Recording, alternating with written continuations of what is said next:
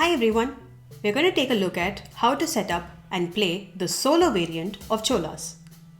The Cholas ruled South India from 3rd century BCE to the 13th century AD. The Chola kings were great connoisseurs of art and architecture. They built several temples during their reign, many of which still stand even today. Now, let's get to the motive of the game. The Chola king invites 5 sculptors from across his kingdom to build a temple that will stand out for centuries to come. Each sculptor brings a stone from the region, but he challenges you to build the temple alone. The stones brought by the other 4 sculptors are also used to build the temple, and they are represented by a virtual opponent. The king wants you to prove to be the best. Your strategy would be to try and use your stones to build to the extent possible while ensuring minimum or no patterns are formed with the other stones. The king also makes the task difficult by giving your virtual opponent a 100-point head start. The pattern rules are also simplified for stones that are not yours. Last but not the least, you are required to follow specific rules for building, which are explained as logical sequence of steps and checks to be followed. Let me quickly take you over the components of the game. The main board has to be assembled in the following manner.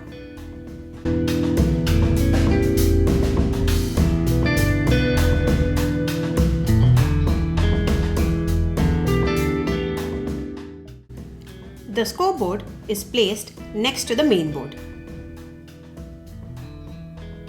There are 5 different kinds of stones. There are 30 stones of each color in the bag.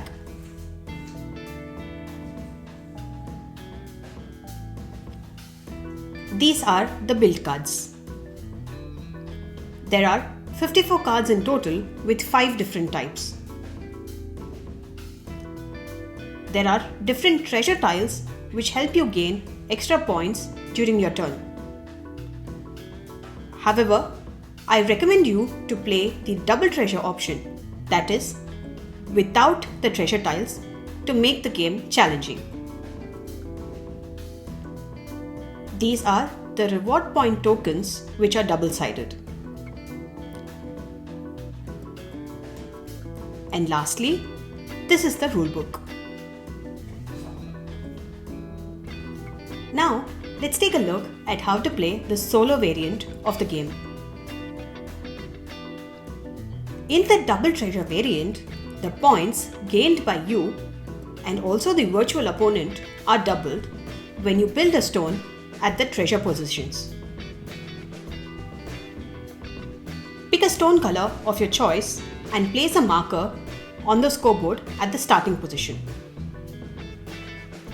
Pick a stone color for your virtual opponent as well.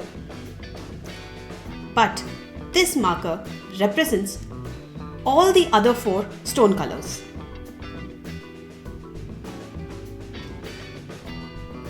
At the start of the game, your virtual opponent gets a 100-point head start.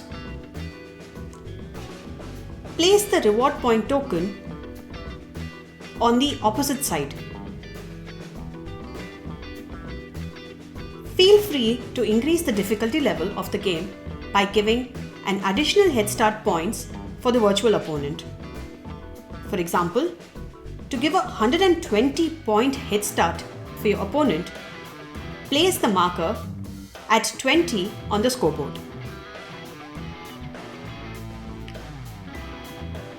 Let's go through the points calculation before I explain how to play. Points are calculated immediately after a build action. You gain 1 point when placing stones which are not yours. You gain points for all the patterns that are created with 3 or more of your stones. Your virtual opponent gains points for all the patterns created with 2 or more stones that are not your color. Please note again, it's 2 or more stones for your opponent's pattern, but 3 or more stones for your pattern. Follow the steps and scenario checks exactly as in sequence as explained in the rulebook. Don't forget to keep the rulebook next to you when you play this variant. When you have no stones in hand, immediately pick a total of 7 stones from the bag.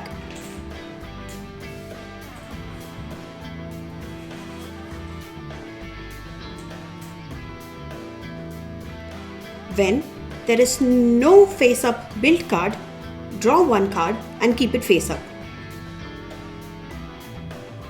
When you have at least one card face up, check if you have enough stones to perform the build action. If yes, then you must perform the build action. The card is then discarded from the game. After the build action, the points are calculated. You get 1 point for every stone that is placed, which gives you 4 points. Since there are 2 patterns formed, it gives your opponents 2 points for each pattern, which makes it a total of 4 points. When there is no face-up built card, draw one card and keep it face up. When you have at least one card face up, check if you have enough stones to perform the build action. When you are unable to perform the build action based on the one face up card, draw another card and keep it face up.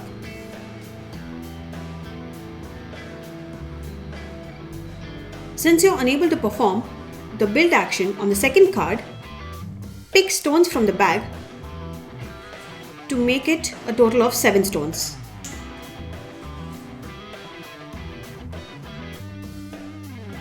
With this build card, now check if you can perform the build action and then place your stones.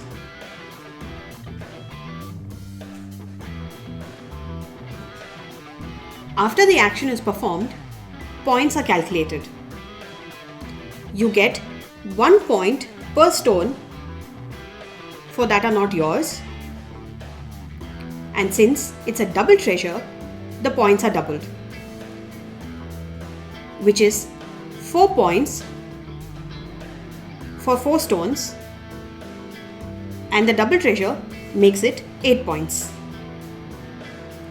Simultaneously, your opponents have 2 patterns formed, which is also a double treasure. So they get 4 points, which is doubled as 8. With the face-up build card, check if you're able to perform the build action. If you're unable to perform the build action, then draw another card and keep it face up. With this card, see if you're able to perform the build action and then place your stones.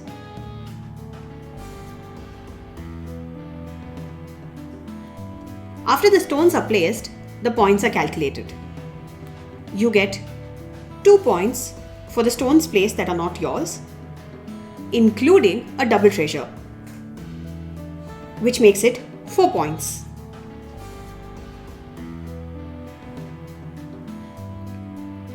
And your opponent has a pattern formed, including a double treasure, which is 4 points. Doubled gives your opponent 8 additional points. As you see, your opponent is gaining more points. Make sure you don't form patterns. Ideally, this would have been a better placement. So it's important to remember to follow the steps and the scenarios in sequence when you're building the temple.